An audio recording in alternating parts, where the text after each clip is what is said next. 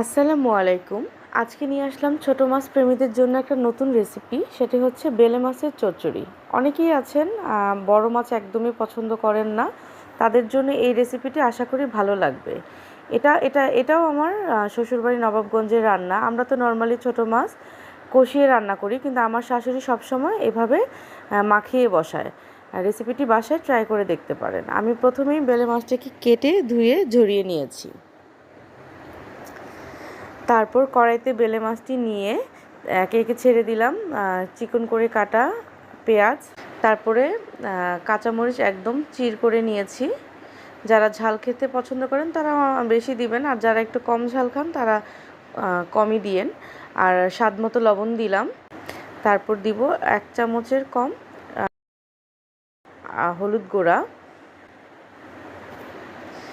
আর দিব হচ্ছে 1 চামচের মতো মরিচ গুঁড়া, হাফ চামচের মতো রসুন বাটা,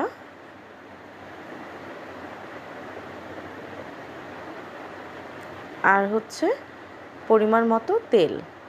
আমরা যেহেতু সরিষার তেল খাই তাই আমি সরিষার তেলই দিলাম। তারপরে মাছটাকে সুন্দরভাবে আলতোভাবে সব মশলার সাথে মাখাতে হবে। মাছ যেন ভেঙে না যায় সেভাবেই মাখাতে হবে। মাছটি সুন্দরভাবে মাখানোর পর আমি উপর দিয়ে দিলাম টমেটো। তারপরে আবার মাছটাকে মাখিয়ে ফেলবো।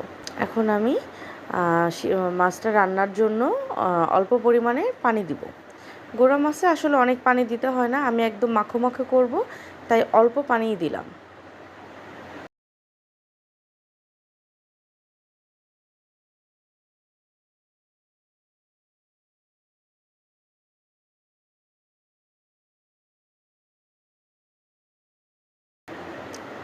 এখন আমি চুলায় বসিয়ে ঢাকনা দিয়ে ঢেকে দিব।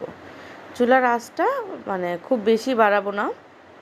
এই পর্যায়ে আমি পানি যখন একটু কমে আসবে তখন দুটা আম ছেড়ে দিলাম। এখন যেহেতু কাঁচা আমের সিজন, গুঁড়া মাছে কাঁচা আম দিয়ে দেখবেন অনেক অনেক টেস্টি লাগে।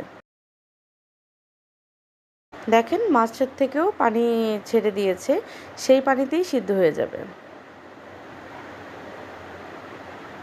এখন ঢাকনা খুলে যখন দেখব যে পানিটা একদমই শুকিয়ে শুকিয়ে গেছে, তেলটা ওঠা ওঠা ভাব, তখন আমি ধনেপাতা ছেড়ে দিব।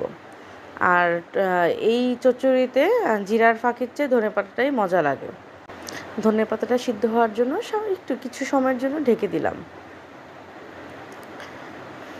দেখেন একদম তেল উঠে উঠে এসেছে।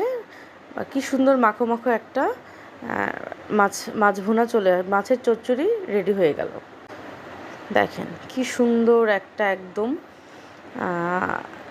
পারফেক্ট একটা কালার, প্লাস একদম যেহেতু এটা চচ্চড়ি একদম আমি পানি শুকিয়ে একটু পোড়া পোড়া করে ফেলেছি।